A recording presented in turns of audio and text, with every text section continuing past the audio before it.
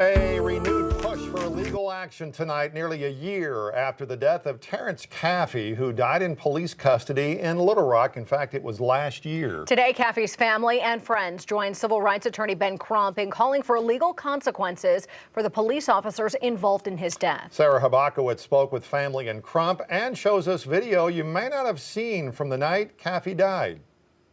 Ben Crump's legal team is picking up Caffey's case after last month the Pulaski County prosecutor ruled that the officers involved would not face criminal charges.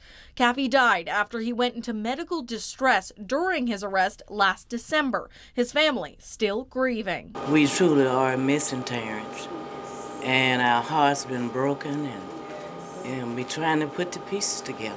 Now Crump wants to take legal action against everyone involved.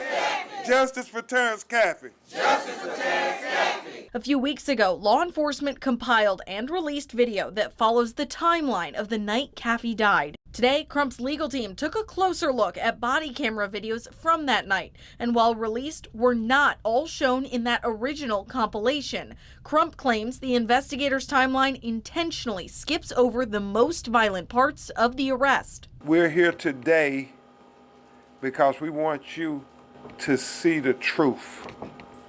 We want you to see what they did not intend for you to see. We want to show you the body camera footage Crump's team showed today, what they believe most accurately shows the violence leading up to Caffey's death. Again, we want to warn you that this video can be disturbing. I can't breathe. You're all right. I'm dead. You're not dead. In it, you can see a closer view of officers putting their hand on Caffey's neck and kneeling on his back before dragging him up. While these events were included in the original timeline, these angles were not, instead released within the hours of police video. He's fine. Caffey's family and Crump claim this is excessive use of force and that officers ignored Caffey's pleas that he couldn't breathe, reminiscent of George Floyd's last words. Where you hear a man who is unarmed, handcuffed, in a prone position, saying, "I can't breathe," and what do? You put your knee in his back even further. Why didn't it go to a grand jury?